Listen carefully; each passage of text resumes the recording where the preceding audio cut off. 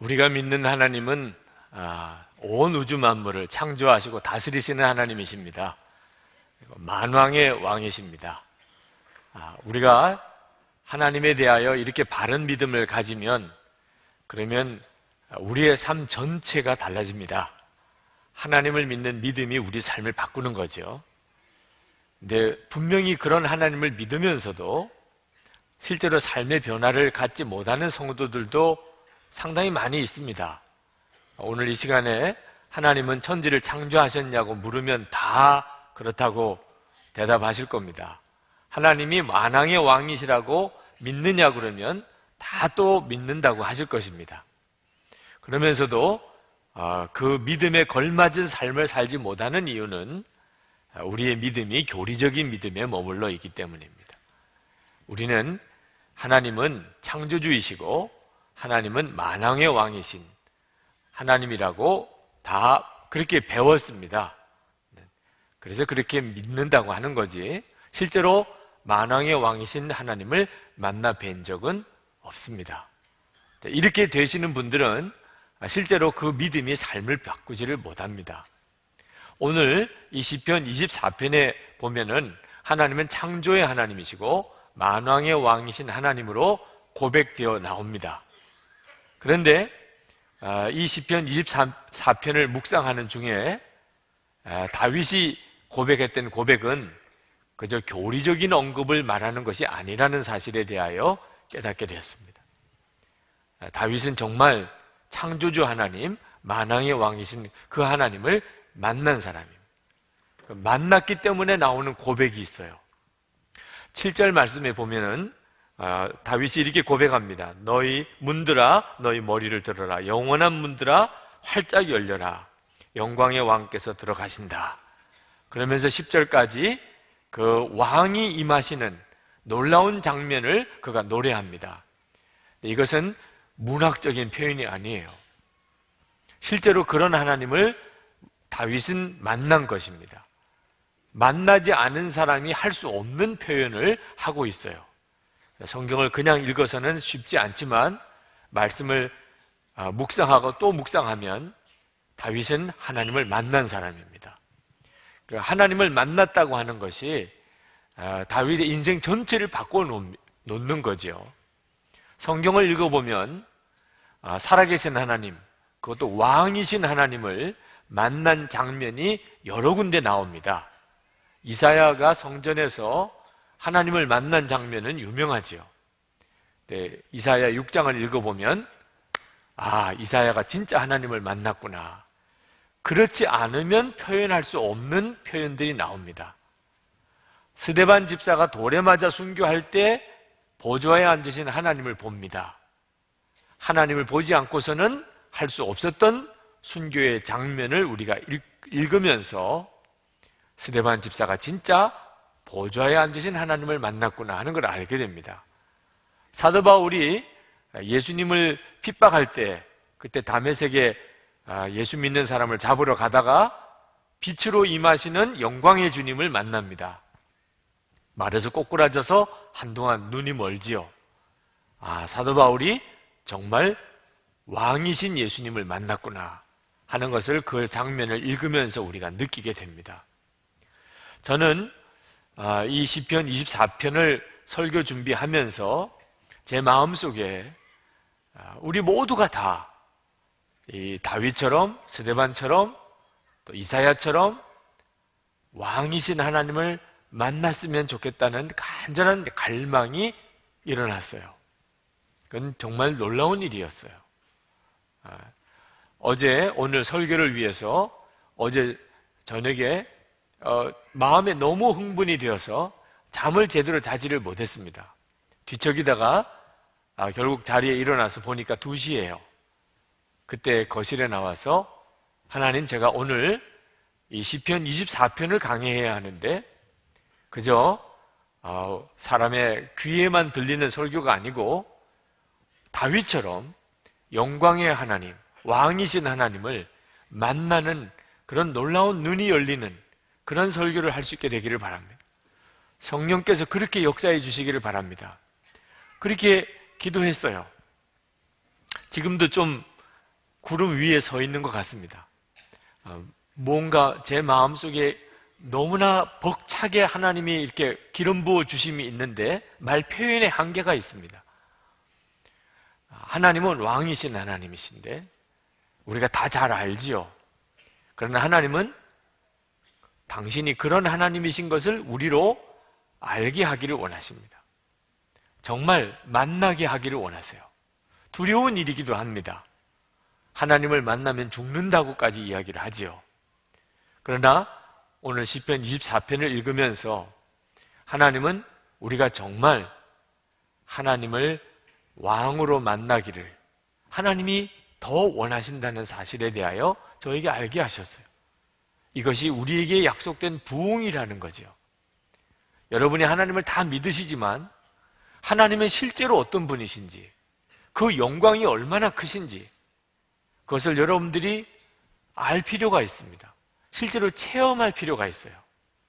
여러분이 하나님을 정말 왕으로 체험하면 여러분의 삶은 완전히 바뀌게 됩니다. 하나님을 믿기만 바로 믿어도 우리 인생은 바뀌게 됩니다. 오늘 이 시편 24편은 성경학자들이 다윗이 여호와의 법궤를, 하나님의 임재를 상징하는 여호와의 법궤를 예루살렘으로 받아 모실 때 첫 번째는 실패했지요. 그때 우사가 죽지요. 그리고는 오벳에돔의 집에다가 여호와의 법궤를 그냥 방치해 놓고 맙니다. 무서워서 건드릴 수가 없어요. 그러다가 레위인들이 어깨에 메고서 법궤를 옮기는 하나님의 약속의 말씀을 듣고 이제 그 법궤를 예루살렘에 드디어 옮겨오게 될 때 다윗은 정말 미친 듯이 춤을 추면서 좋아했습니다. 그때의 그 장면이 성경에 이렇게 기록되어 있습니다. 사무엘 하 6장 14절에 다윗은 모시로 만든 에봇만을 걸치고 주님 앞에서 온 힘을 다하여 힘차게 춤을 추었다. 힘차게 춤을 추었다. 온 힘을 다하여 못이 베옷 에봇만 입고, 그러니 하체가 다 드러날 정도로 그렇게 춤을 추게 된 거지요. 사람들이 볼 때는요, 분명히 다윗은 비정상적이었어요. 평소에 다윗이 아니었습니다. 미쳤다고 생각이 될 수도 있을 정도의 행동을 한 겁니다. 아내 미갈은 남편 다윗을 책망했을 정도입니다. 다윗은 그때 거의 제정신이 아니었어요. 너무 좋아서. 왕이 예루살렘 성에 입장하시는 것을 다윗은 정말 보는 것 같았어요. 오늘 1절 말씀에 다윗이 고백합니다. 땅과 그 안에 가득 찬 것이 모두 다 주님의 것, 온 누리와 그 안에 살고 있는 모든 것도 주님의 것이다.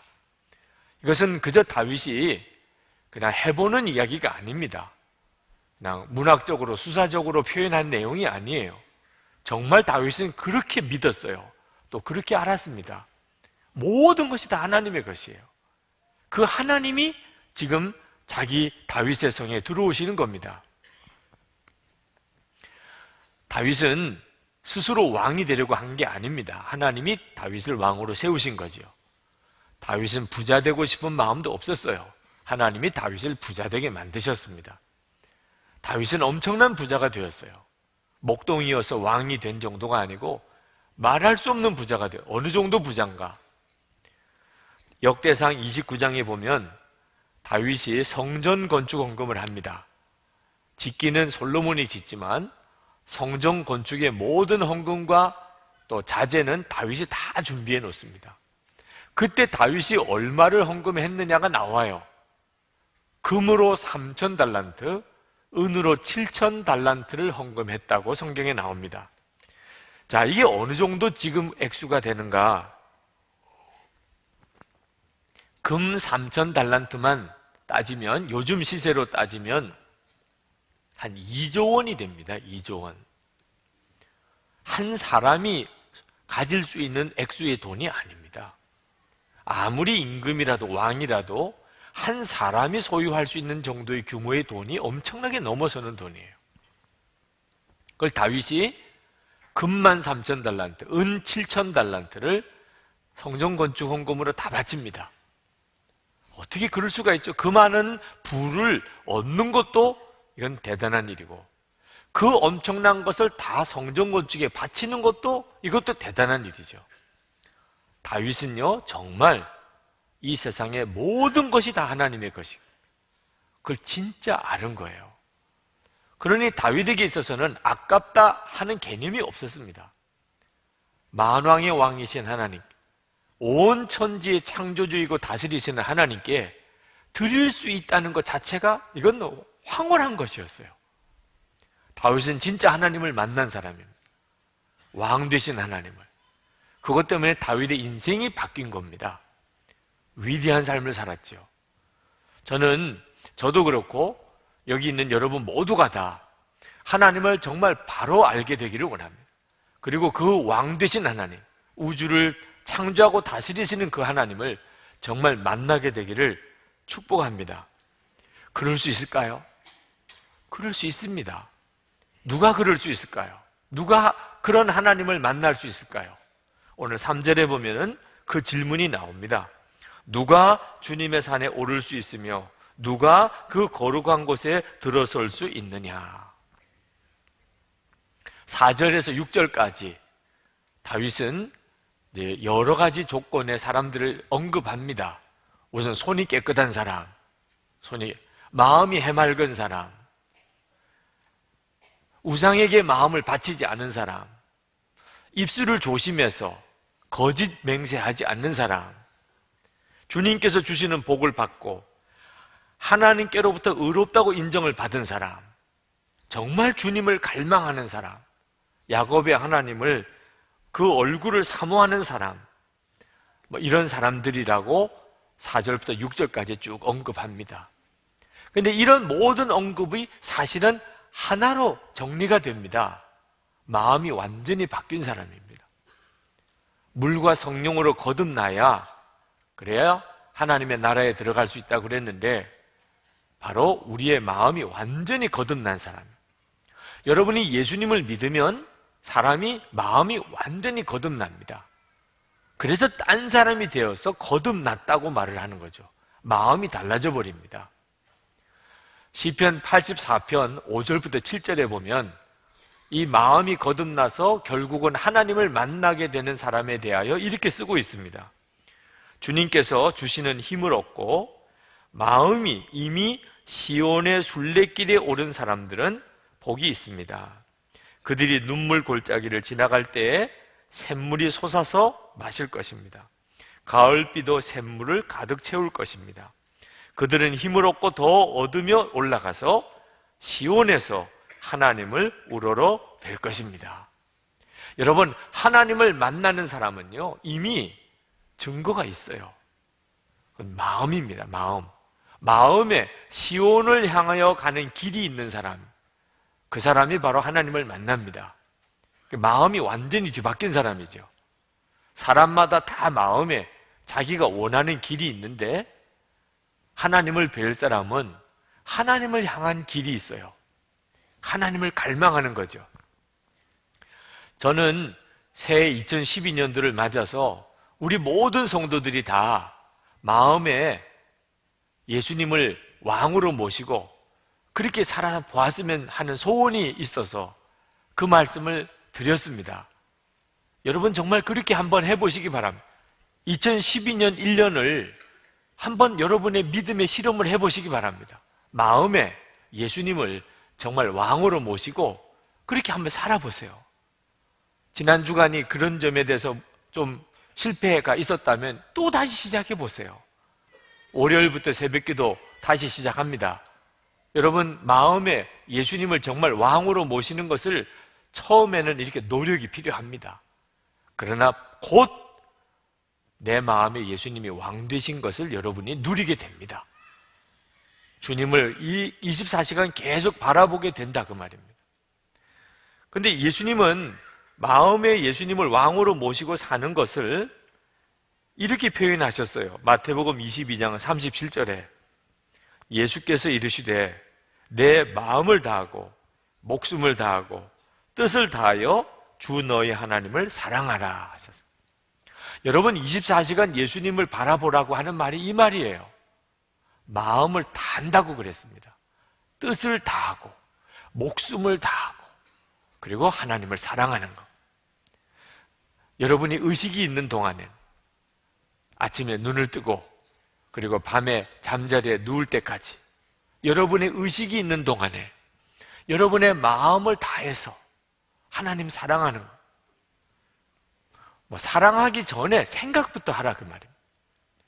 항상 예수님 생각만 하고 살아보라 그 말입니다. 그러면 왕이신 하나님을 만나게 됩니다. 하나님이 어떤 분이신가 하는 것을 여러분이 비로소 알게 됩니다.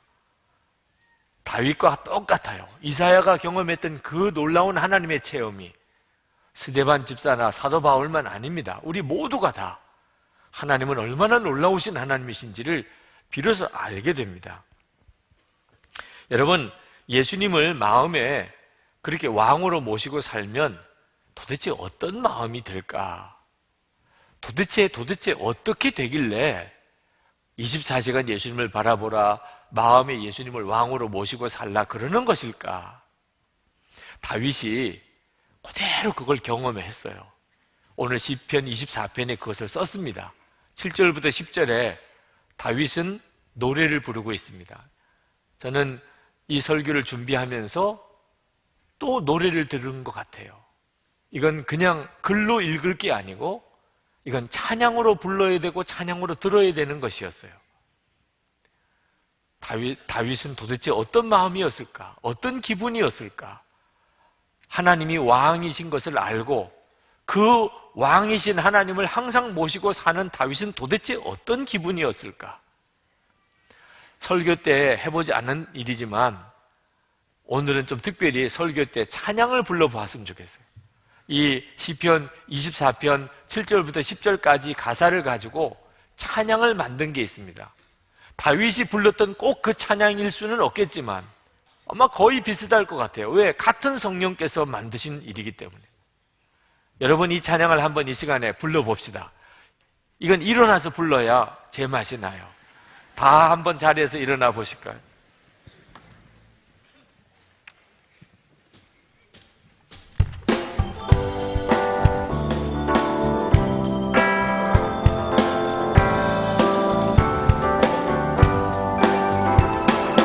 문들아 머리 들어라, 들릴지어다 영원한 문들아, 영광의 왕 들어가시도록 영광의 왕 들어가신다.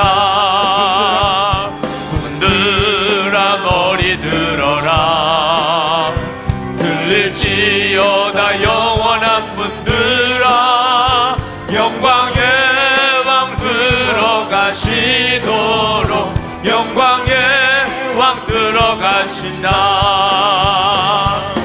영광의 왕 되시뇨, 강하고 능하신 주로다. 전쟁에 능하신 주시라. 다 찬양 위대하신 왕. 왕께 만세, 왕께 만세. 당신은 영광의 왕이라. 다 찬양 위대하신 왕. 왕께 만세, 왕께 만세. 당신은 영광의 왕이라. 다 찬양 위대하신 왕. 다 자리에 앉으시기 바랍니다. 여러분, 이 성경은 정말 이게 귀로 듣고 머리로 이해해서는 충분치 않은 성경입니다. 여러분이 이렇게 다 함께 찬양을 해보시니까 가슴으로 느낀다는 게 뭘 말하는 건지를 아실 수 있겠습니까? 다윗이 가지고 있었던 마음이에요. 여러분이 찬양하실 때 가지고 있었던 그 마음, 그 느낌이 다윗이 평생 그 마음에 왕이신 하나님을 바라보면서 가지고 있었던 마음이에요. 여러분이 다윗처럼 막 춤을 추면서 이 찬양을 부르지는 못했다 하더라도 여러분의 가슴 속에서 이 찬양을 부를 때 뭔가 꿈틀거리는 그런 역사가 있었나요? 있었을 거라고 저는 믿습니다. 이 찬양을 부를 때 뭐라고 설명할 수는 없지만 내 속에서 뭔가가 꿈틀거리는 것이 있었어요. 성령님이십니다. 여러분 안에서 역사하시는 성령님, 이미 왕이신 하나님은 여러분 안에 와 계세요. 아직까지 내가 24시간 주님을 바라보지 않으니까, 내가 예수님을 정말 왕으로 모시고 살지를 않으니까 우리가 그 영광을 너무나 작게 경험하고 있는 것뿐입니다. 여러분이 정말 여러분 안에서 성령의 역사하심을 찬양 중에 경험한 게 있다면 그렇게 기도하시기 바랍니다. 성령 하나님, 더 해주세요. 성령 하나님, 제 안에서 더 역사해 주세요. 우리는 다윗처럼 그렇게 하나님을 만날 수 있어요. 이미 우리 안에 오셨으니까. 우리가 그렇게 하나님을 알게 되면 우리의 삶 전체가 바뀝니다. 여러분, 정말 왕이신 하나님을 그렇게 모시고 살고 싶다면 마음을 활짝 열고 왕을 모십시오. 예수님, 내 마음의 왕이 되어 주십시오. 마음을 활짝 여시고 그렇게 모셔드리세요. 유대인들의 이야기를 담은 하시딤이라고 하는 그 책 속에 나오는 이야기입니다. 어느 유대인 어머니가 아이가 이제 조금 커서 랍비에게 축복 기도를 받으려고 데리고 갔습니다. 랍비가 그 아이가 기특하고 귀여워서 그 아이에게 이렇게 질문을 했습니다. 내가 하는 질문에 너가 대답을 할 수 있다면 내가 이 동전을 너에게 주겠다. 그러면서 질문하기를, 너는 하나님이 어디 계시다고 생각하니? 그렇게 질문했습니다. 이 랍비가 생각하기에는 이 아이가 그 질문에 대답을 할 수 있다면 대단히 영특한 아이일 거라고 생각을 한 거죠. 그때는 이 아이가 랍비에게 당돌하게 이렇게 이야기를 했습니다. 선생님, 만약에 선생님께서 제가 하는 질문에 대답을 하실 수 있다면 저는 동전을 2개 드리겠습니다. 그래서 랍비가 뭐냐, 무슨 질문이냐 그랬어요. 그랬더니 이 아이가 질문하기를, 선생님, 하나님이 안 계신 곳이 도대체 어디 있나요?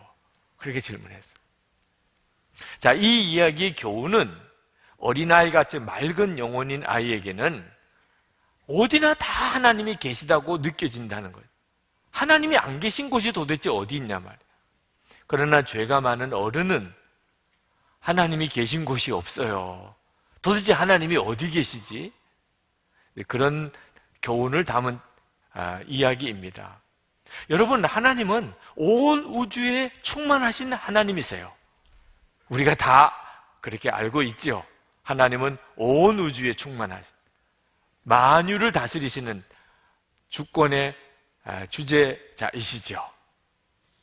그런데 그런 하나님이, 아니 왜 좁디 좁은 우리 마음속에 그렇게 들어오려고 하시는 거지? 아니 그 만유에 충만하신 하나님이시면 당연히 우리 마음에도 들어오실 수 있지요. 세상에 하나님이 들어가시지 못하는 곳이 어디 있겠어요. 그런데도 왜 하나님은 이 마음속에, 우리 마음속에 그렇게 못 들어오셔서 안타까워 하시면서 우리의 마음을 활짝 열라고 하는 거죠? 왜 우리가 활짝 열어야만 되는 거죠? 천군과 천마를 동원하시는 하나님이신, 천군과 천마를 동원하셔서 밀고 들어오면 누가 그 하나님을 감당할 수 있겠어요? 그런데도 그렇게 들어오고 싶어 하시면서 왜 우리가 활짝 열어야만 들어오시죠? 여기에 놀라운 신비가 있는 거예요.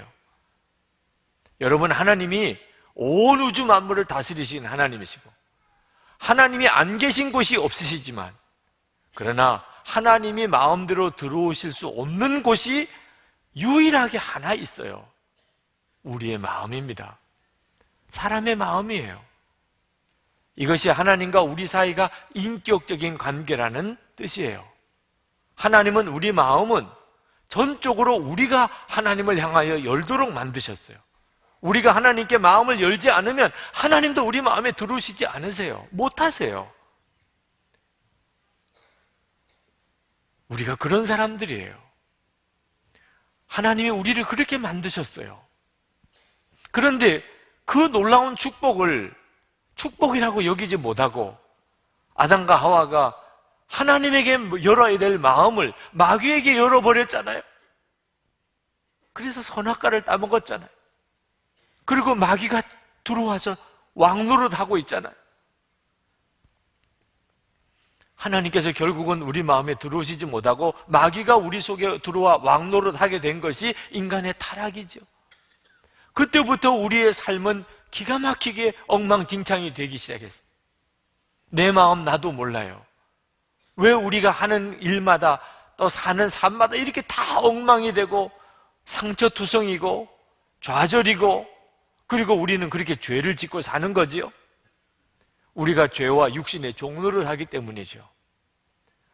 그러나 하나님이 우리를 그냥 버려두지 않으시고 당신의 독생자 예수 그리스도를 우리에게 보내시고 우리가 마귀의 종이 된 그 죄값을 치르기 위해서 십자가에 죽으시고 피 흘려주시고,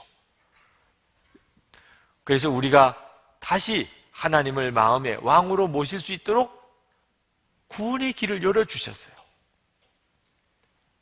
누구든지 이제 예수님을 믿게만 하고 마음에 예수님을 왕으로 모시면, 그러면 예수님은 우리 속에 들어오셔서 왕이 되실 수가 있게 되었어요. 누구든지 이제는 그렇게 할 수 있게 되었어요. 이건 엄청난 축복이죠. 그걸 예수님을 영접한다고, 예수님을 왕으로 영접한다고 한 뜻입니다. 그렇게 하라는 거죠. 이게 얼마나 놀라운 축복인지 아셔야 한다는 거예요. 많은 사람들이 예수님을 왕으로 모시라고 하는 것을 부담스러워해요. 왕이라고 하니까 마음대로 못 산다고 생각하는 거죠. 예수님을 마음의 왕으로 모시면 내 하고 싶은 일, 내 가고 싶은 거, 내가 세상에서 즐기고 싶은 거 이제는 못하는 거 아니냐. 그렇게 어리석어요. 이미 자기 자신이 죄와 저주의 종노릇 하고 있다는 걸 모르고 있는 거죠. 세상에 마음대로 사는 사람이 누가 있어요? 다 육신과 죄의 종노릇 하는 겁니다. 예수님을 마음의 왕으로 모시는 것은 구원의 길이에요. 내가 비로소 죄와 저주, 육신의 종노릇 하는 데서 자유하게 되는 거예요. 예수님은 우리를 강제적으로 강압하시는 분이 아닙니다. 그분은 너무나 선하신 목자세요. 예수님과 동행하는 놀라운 행복한 삶을 살게 되는 거죠. 그러나 우리가 해야 합니다. 마음을 여는 것은 우리가 해야 돼요. 예수님 절대로 강제로 들어오시지 않습니다. 사랑하는 사람도 말입니다. 아무리 내가 그를 사랑해도 그가 내게 마음을 열어주지 않으면 아무 소용이 없는 겁니다. 여러분, 딸을 길러보니까 어느 날 방문에 노크하고 들어오세요 이렇게 썼. 내 집이지만 그 방은 마음대로 못 들어가요. 노크를 하고 들어오세요 그래야 들어가는. 그게 우리예요. 하나님과 우리 사이의 관계예요. 우리가 문을 안 열면 하나님 강제로 들어오시지 않아요. 하나님은 왕이십니다. 놀라우신 분이세요. 우리가 그분이 누군지를 모르니까 우리가 열까 말까 주저하는 거죠. 예수님이 누구신지를 알면 문을 안 열 사람이 없어요. 활짝 여는 거죠. 활짝. 여러분, 집에 사유만 와도 문을 활짝 열잖아요. 며느리 될 자매가 집에 오는 날 활짝 문을 열고 맞아들이잖아요. 어서 와라, 잘 왔다. 목사님이 신방만 와도 대문을 활짝 열고 어서 오시라고 하잖아요. 예수님이 왕으로 내 마음에 들어오실 때 당연히 문을 활짝 여는 거죠. 마음을 다하여, 뜻을 다하여, 목숨을 다하여 이제 주님을 사랑하고 사는 거죠. 여러분, 이 삶의 축복을 아셔야 됩니다. 온 우주에서 하나님이 들어와 왕노릇하지 못하고 있는 유일한 곳이 사람의 마음이에요. 그래서 그런 사람들이 모여 사는 요 지구상에서만 아직 하나님이 완전한 왕노릇하지 않으시고 보류 상태에 두고 계세요. 이제 때가 되면 하나님이 여기도 왕노릇하실 겁니다. 지금 여러분들이 하나님을 왕으로 모시면 그건 세상을 뒤바꾸는 일에 동참하는 겁니다. 그렇게 하나님의 세상을 바꾸세요.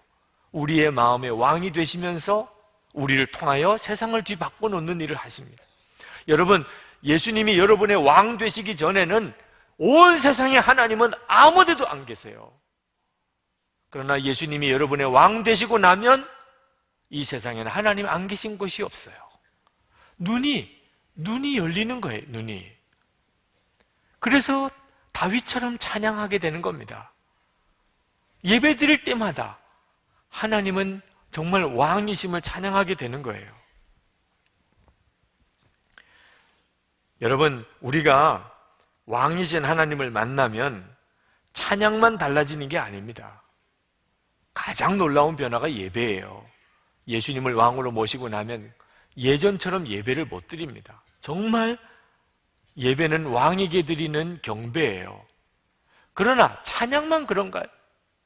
아까 여러분들이 찬양을 부르실 때 그때 여러분의 느낌을 다시 한번 생각해 보세요. 여러분이 그 찬양을 부를 때 슬픔이 있었나요? 그때 좌절이 있었나요? 그 찬양을 부르는 그 시간에 염려가 있었나요?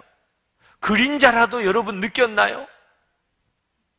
왕이신 하나님을 찬양하는 그 시간에 놀라운 일이 벌어지고 있는 거 아십니까?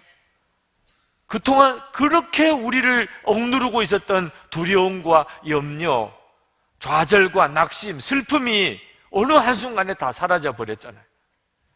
여러분, 그렇게 하나님을, 왕이신 하나님을 찬양할 때 여러분도 모르게 속에서 기쁨이 일어나고 확신이 일어나고 담대함이 일어나고 경험 안 해보셨나요? 왕이신 하나님을 만나고 믿고 사는 사람의 삶이 달라지는 거예요. 기쁨과 감사와 확신의 삶이 되고, 그래서 세상이 변화되는 겁니다. 우리 자신이 우리 주변을 다 바꿔놓는 거예요. 왕이신 하나님을 아는 성도의 삶은 놀랍습니다. 지난 주간에 부흥회 갔던 교회에 시간 간증자를 불렀습니다. 처음에는 간증할 사람이 없대요. 그러다가 간증의 문이 터지기 시작하면서 이제는 간증자를 이제 가려 세워야 될 정도가 됐어요.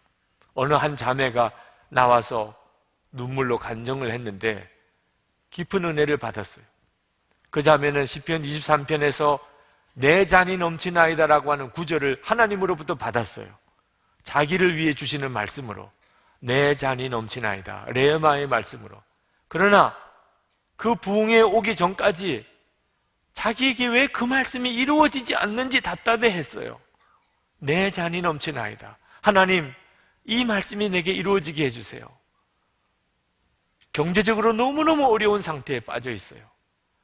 지금까지 살아오던 중에 제일 어려운 시절을 보내고 있어요. 약속의 말씀은 내 잔이 넘치나이다. 하나님, 이게 웬일입니까? 그런데 부흥에 참석하고 주님을 바라보는 눈이 열렸어요. 예수님을 만났어요. 주님, 이미 제 안에 내 잔이 넘치고 있었군요. 이미 내 잔이 넘치고 있었군요. 감사의 제목이 계속 쏟아져 나왔어요. 무엇보다 예수님 한 분이면 정말 충분했어요. 그 고백을 나와서 하였어요. 이미 말씀은 내게 이미 다 이루어지고 있었습니다. 여러분, 하나님이 왕이신 것을 경험한 사람은 삶 전체가 바뀝니다. 보는 눈이 달라지니까요. 오스왈드 챔버스 목사님이 주님은 나의 최고봉이라는 책 속에 이렇게 썼습니다. 짜증, 신경질, 분노, 불평이라는 것은 정신적 또는 영적으로 정상에서 벗어났다는 의미입니다. 우리는 짜증을 내지 않는 것이 얼마나 힘든지를 잘 압니다. 주 안에서 평안하시기 바랍니다. 문제가 해결될 때까지 주 안에서 참고 기다리십시오 라고 말하는 것은 아주 쉽습니다. 그러나 실제로 혼란과 역경 속에서 참으로 주님 안에서 안식하는 것은 정말 어렵습니다. 주님 안에서 평안을 얻는 것은 환경에 의한 것이 아닙니다. 그 평안은 오직 예수님과의 관계에 달려 있습니다. 짜증을 내며 신경질 내는 것은 언제나 죄와 연결됩니다. 우리는 어쩔 수 없이 어느 정도 걱정도 하고 짜증나게 마련이라고 생각하지만 사실은 그것은 우리가 얼마나 악한지를 말해주는 것입니다. 짜증은 내 마음대로 살겠다는 의지에서 오는 것이기 때문입니다. 주님은 한 번도 걱정하거나 짜증내신 적이 없으셨습니다. 이유는 그분이 이 땅에 자신의 뜻을 이루려고 오신 것이 아니기 때문입니다. 그분은 하나님의 뜻을 실현하기 위해 오셨습니다. 그러므로 우리가 하나님의 자녀라고 하면서 짜증내고 걱정하고 신경질내고 염려한다면 이는 악한 겁니다. 지금 나의 상황은 하나님께서 해결하시기에도 벅찰 것이라는 아주 어리석은 생각을 해본 적은 없습니까? 모든 어리석은 생각 다 접고 전능자의 그늘에 머물러 보십시오. 그리고 의도적으로 하나님께 말씀하십시오. 그 어떤 것에 대해서도 염려하지 않으며 짜증내지 않겠습니다. 우리의 모든 염려와 신경질은 하나님을 진정으로 믿지 않기에 발생되는 문제들입니다. 여러분, 예수님이 내 마음의 왕이 되시는 거하고 짜증내는 거하고는 전혀 어울리지 않는 거예요. 예수님이 왕이신데 어떻게 짜증을 낼 수가 있어요? 여러분이 이제 예수님을 마음의 왕으로 모시고 산다는 것은 이젠 짜증도 없어요. 신경질도 없어요. 걱정도 안 해요. 염려도 안 해요. 예수님 그분이 왕이시니까. 왕이신 예수님에게 어울리지 않는 마음은 이제는 난 더 이상 용납하지 않을 것이다. 저는 예수님을 정말 왕으로 모시고 그렇게 살 겁니다. 여러분들도 다 마음에 예수님을 왕으로 모시고 살게 되기를 축복합니다. 그래서 하나님의 부흥을 경험해 보시기 바랍니다. 다윗에게 만나주셨던 그 하나님은 오늘 저와 여러분에게도 만나주시기를 원하십니다. 우리 기도합시다. 주님, 제 마음의 왕이 되시기를 원합니다. 제가 정말 마음을 다하여 하나님을 사랑하겠습니다. 제가 뜻을 다하여 목숨을 다하여 주님을 사랑하겠습니다. 주여, 제 마음의 왕이 되소서. 다윗에게 만나주셨던 왕이신 하나님, 이사야에게 만나주셨던 하나님, 스데반에게, 사도 바울에게 만나주셨던 그 하나님, 제게도 오시옵소서. 통성으로 기도합시다. 은혜와 사랑이 충만하신 아버지 하나님, 별과 은혜로 더욱 놀라웠게 함께 하시고